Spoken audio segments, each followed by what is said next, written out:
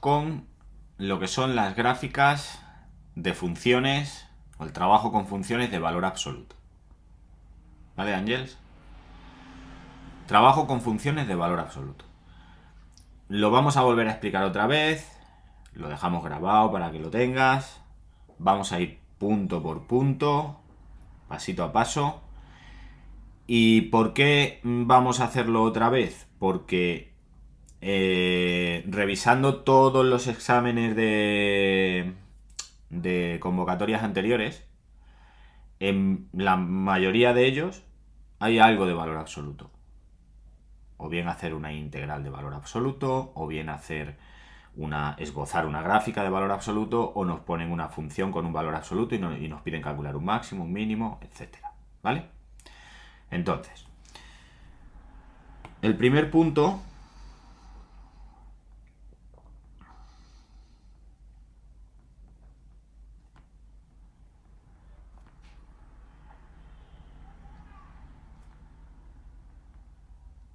es entender que toda función de valor absoluto tiene una serie de características inherentes a la función. Es decir, que para todas las funciones de valor absoluto ocurre lo mismo. ¿Vale? Y esas características son: la primera es que solo tienen representación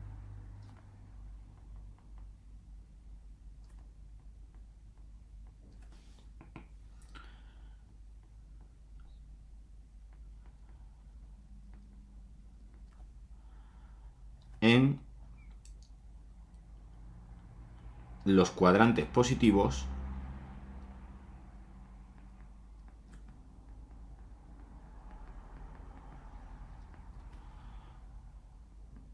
del eje de ordenadas.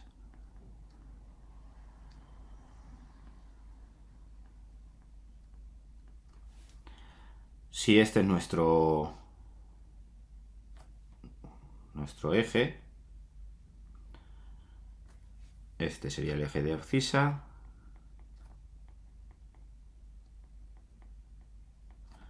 que es donde nosotros representamos los valores de x, y este es el eje de ordenada.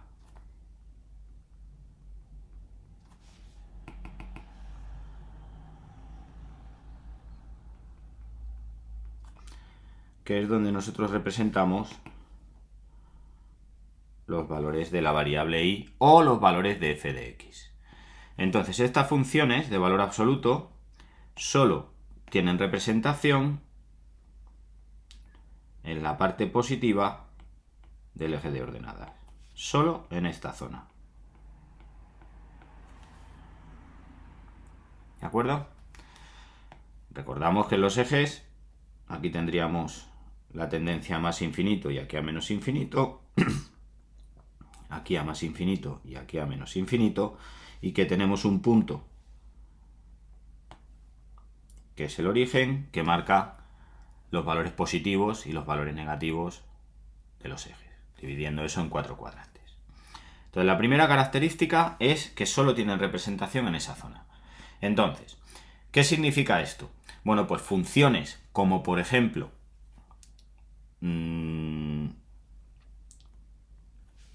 x al cuadrado. Esta función solamente tiene representación en la parte positiva del eje y, sin valor absoluto. ¿Vale? Pero si cambiamos el vértice, por ejemplo, ponemos x al cuadrado menos 4, pues x al cuadrado menos 4 tiene el vértice un poquito más abajo, ¿de acuerdo? Un poquito más arriba. Todas las que pasen del eje hacia abajo van a tener representación positiva. Por lo tanto, esto implica que para toda función de valor absoluto hay que buscar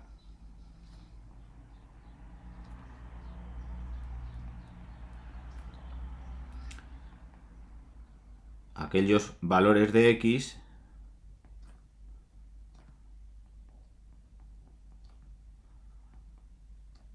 que anulan a f de x. ¿Por qué? Porque son los valores donde la función cambia de signo, donde pasa de positiva a negativa o de negativa a positiva. ¿De acuerdo? La segunda característica que tiene toda función de valor absoluto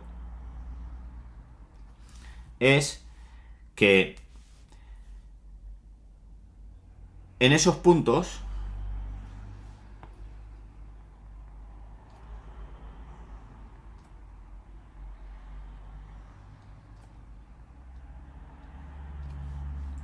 la función es continua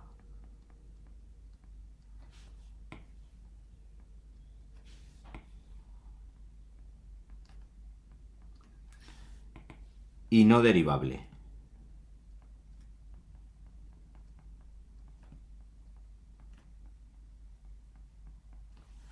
Por lo tanto, si a nosotros nos ponen una función de valor absoluto y nos preguntan, determina si es continua o determina dónde es continua, pues tenemos que buscar esos puntos porque sabemos que en esos puntos va a ser continua, a lo mejor en otros, si es una función racional o lo que sea, no lo es, pero no es derivable.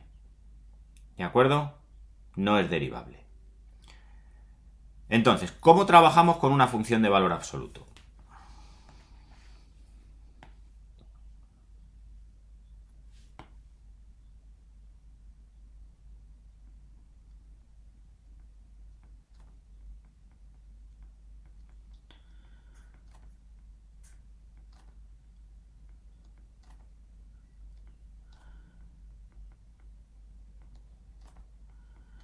Bueno, pues con las funciones de valor absoluto lo primero que tenemos que hacer es buscar esos puntos donde la función pueda cambiar de signo y determinar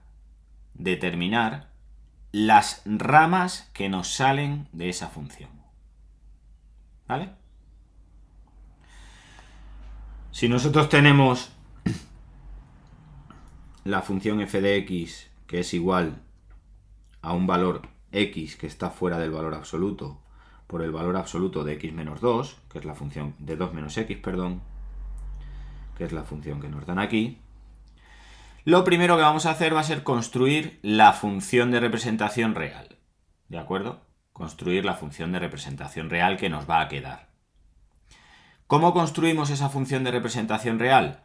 Pues de una manera muy sencilla. Lo primero que tenemos que entender es que esta función tiene valores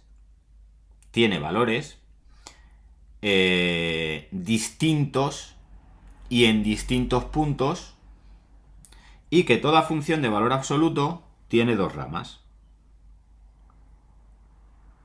Una rama para cuando la función es positiva o ofrece valores positivos y otra rama para cuando la función ofrece valores negativos. De tal manera que aquí nos quedaría una función que sería x por 2 menos x y otra rama que sería x por menos 2 más x, es decir, por x menos 2. Y esto nos da pie a una ecuación que sería 2x menos x al cuadrado y otra que sería x al cuadrado menos 2x. ¿Vale? Bien, ¿qué es lo que voy a hacer? Para entender bien lo del valor absoluto, lo que voy a hacer va a ser representar ambas. ¿De acuerdo? Entonces, esta va a ser nuestra función 1, f1, y esta va a ser nuestra función f2. Voy a hacer un eje de coordenadas.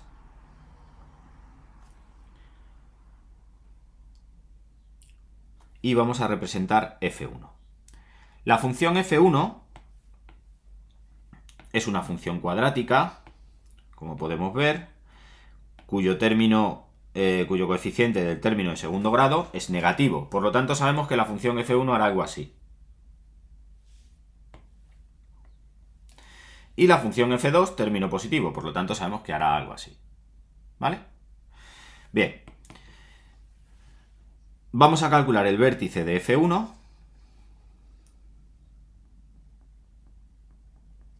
Y el vértice de f1 tiene una coordenada x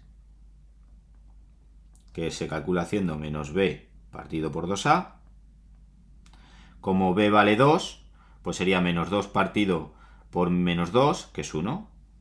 Luego la coordenada x va a ser 1. Y la coordenada y es sustituir, la coordenada y del vértice es sustituir ese valor en la función. Y si lo sustituimos en la función nos queda 2 menos 1, que es 1. Por lo tanto, tenemos el vértice en el punto 1, 1.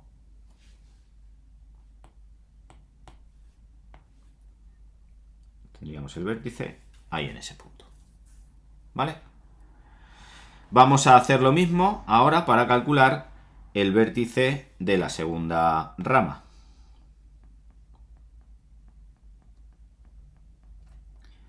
Y el vértice de la segunda rama, Vx, que sería lo mismo, menos b partido por 2a,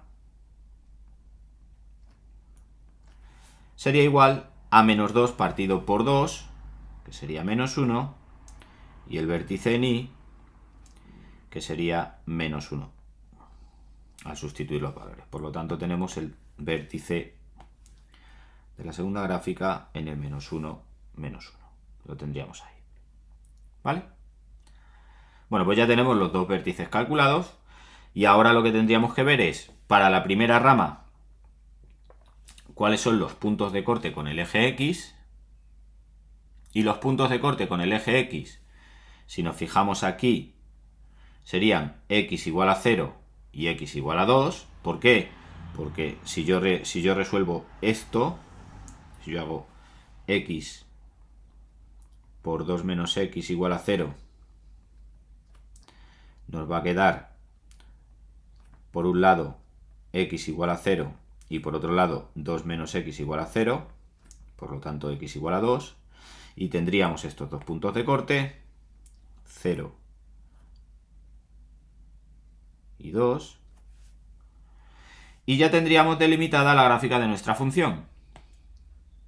La gráfica de nuestra función haría así.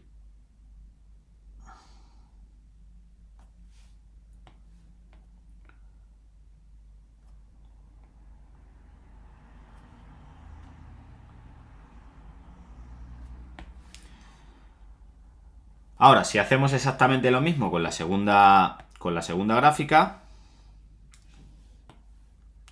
y calculamos los valores que anulan x por x menos 2, nos daremos cuenta que nos salen los mismos valores, x igual a 0 y x igual a 2. Por lo tanto, aquí tendríamos el 0, aquí tendríamos el 2, y ahora nuestra gráfica haría algo así.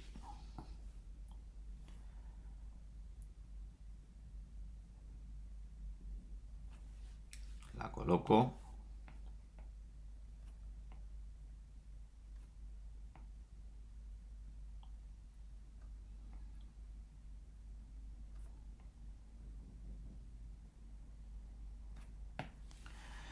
Ya tenemos las dos gráficas. Como la gráfica de valor absoluto sabemos que solamente puede tener representación en la zona positiva, si superponemos una gráfica a la otra,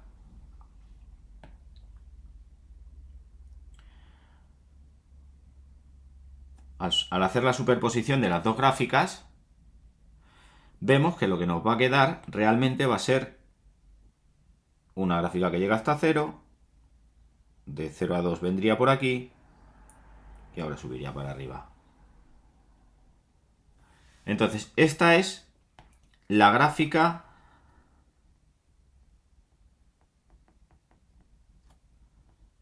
de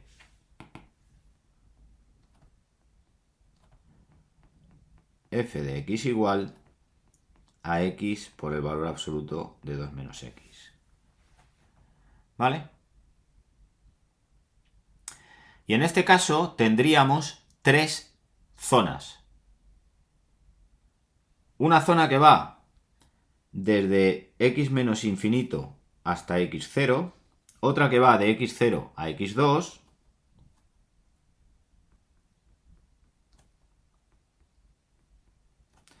y otra que va de 2 a más infinito. ¿Vale, Ángels? Con lo cual tendríamos una zona que va a ser si x es menor que 0, otra si estamos entre 0 y 2, y otra si es mayor que 2. Aquí tendríamos x por x menos 2, y aquí tendríamos x por 2 menos x, y aquí tendríamos x por x menos 2. Y esta es nuestra función real, o la función que nosotros tenemos real. ¿Vale? ¿Lo pillamos? Bien. ¿Qué es lo que nos está pidiendo? Que esbocemos la gráfica. Entonces, ¿qué significa esto de esbozar la gráfica? Normalmente, esbozar una gráfica significa que nosotros hagamos todo aquello que necesitemos para determinar cómo va a ser la gráfica. Entonces, dependiendo de la función que tengamos, ¿vale? Dependiendo de la función que tengamos, vamos a tener que representar, o vamos a tener que calcular determinadas cosas. Por ejemplo, para una función de valor absoluto como esta, basta con que nosotros hagamos estos 3 pasos para determinar la gráfica de la función. No necesitamos nada más. Sin embargo, en otras necesitaremos calcular asíntotas, necesitaremos calcular puntos de corte, necesitaremos calcular dominio, continuidad, recorrido, máximos y mínimos si los tiene, para poder hacer la representación. ¿De acuerdo? ¿Me lo pueden poner mal haciendo solo esto? No me lo pueden poner mal. Porque yo lo que me están pidiendo es que esboce la gráfica, no que calcule los puntos críticos de esa gráfica, ni que calcule otras cosas de la gráfica. ¿Vale? Entonces, esbozar la gráfica depende de cada función.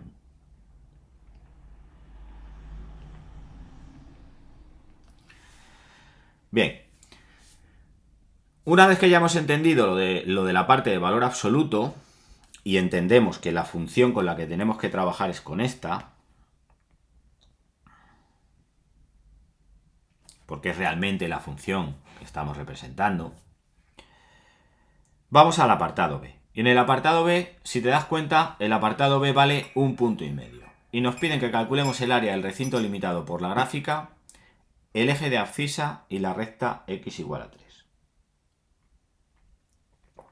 Bueno, pues para el apartado B,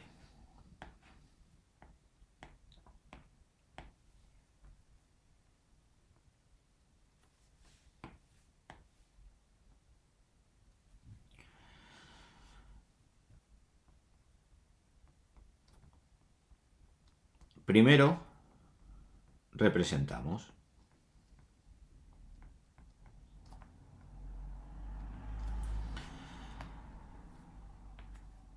Voy a hacer la representación.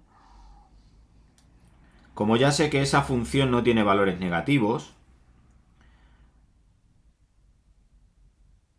voy a intentar hacer una representación un poquito más amplia. ¿Vale, Ángels? Voy a tomar los valores de 2 en 2 cuadritos para que se vea un poquito más amplio. Y yo ya sabiendo cómo es la gráfica, yo sé que tiene un vértice en el punto 1, 1, y sé que mi función va a tener esta forma. De 0 a 2 va a hacer así. De 2 en adelante va a hacer así.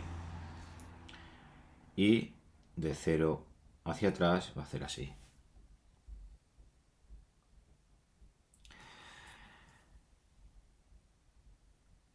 En el enunciado me dicen que calcule el recinto limitado por la gráfica, el eje de abscisa y la recta de ecuación x igual a 3. X igual a 3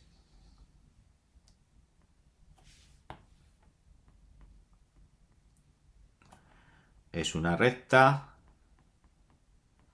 vertical. De hecho tiene la forma de asíntota, ¿verdad, Ángels? Bien, esa recta vertical, si nosotros la representamos, sería esta de aquí. Esto sería x igual a 3.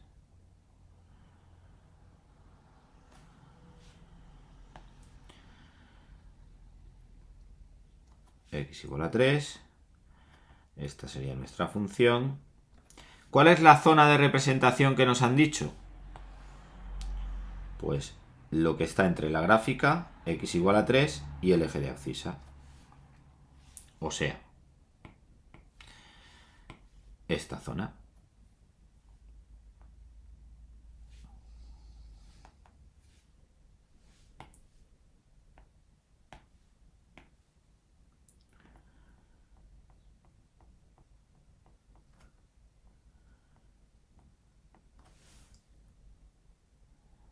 Ya tenemos el primer paso y ya sabemos cuál es la zona que tenemos que representar o que queremos, de la cual queremos calcular la integral.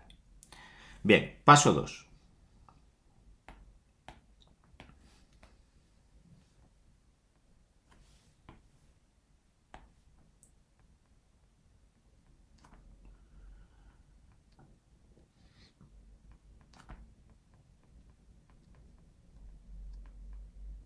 Integral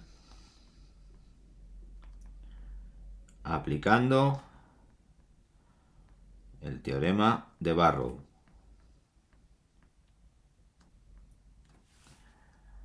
Y el teorema de Barrow decía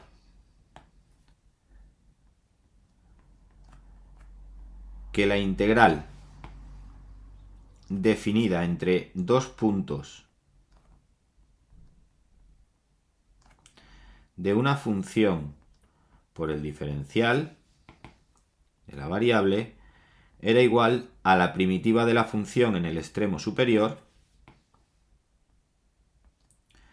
menos la primitiva de la función en el extremo inferior.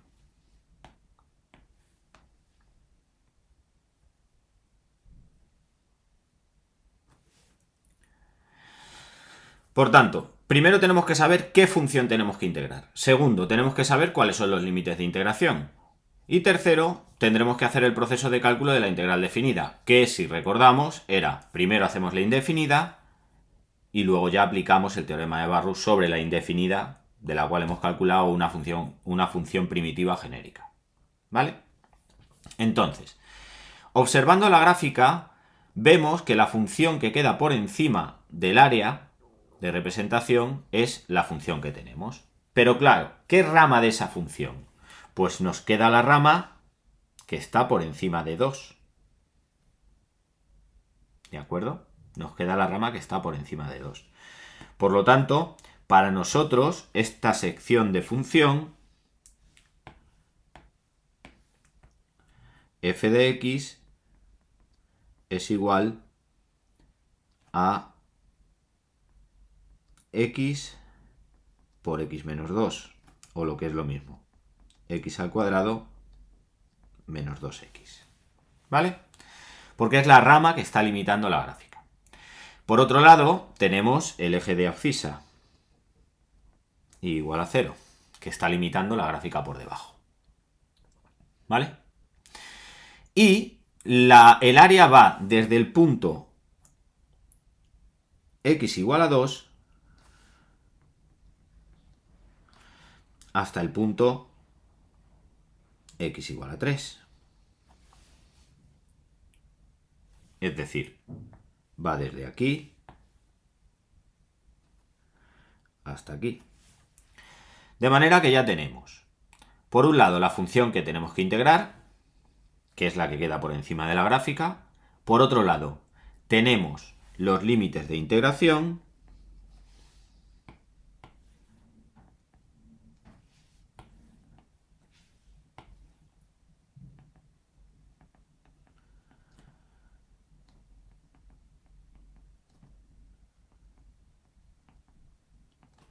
que estos límites de integración serían a igual a 2 y b igual a 3. Y ahora iríamos con el proceso.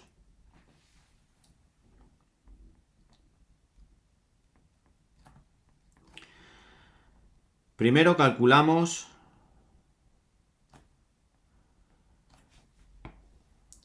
la integral indefinida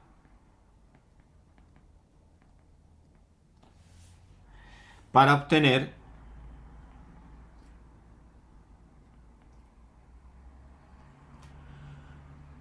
una primitiva genérica.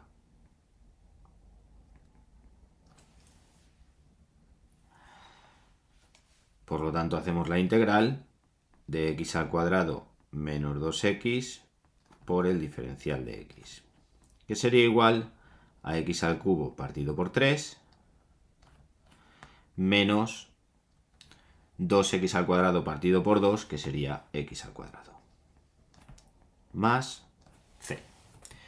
Esto que tenemos aquí ya sería una primitiva genérica, porque depende del valor de c. ¿Vale? Siguiendo el proceso, aplicamos el teorema de Barrow.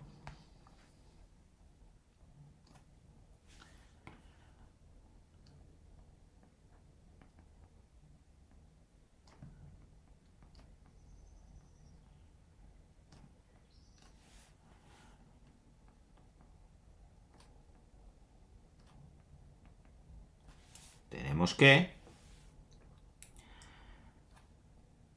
la integral entre 2 y 3 de x al cuadrado menos 2x por el diferencial de x es igual a x al cubo partido por 3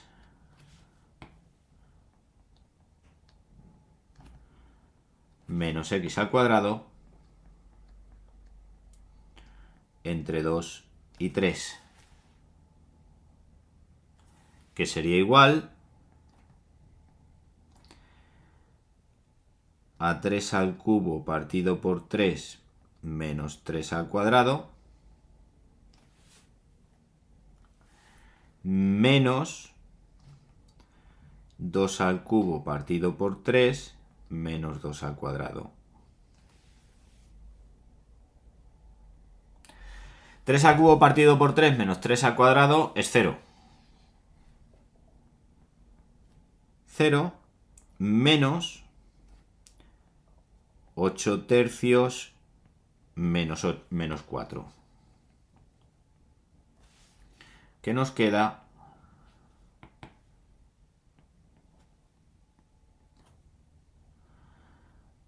8 tercios. Aquí un menos delante. Menos 12 tercios, 4 tercios de unidades métricas al cuadrado. ¿Vale? ¿Lo hemos pillado, Ángels?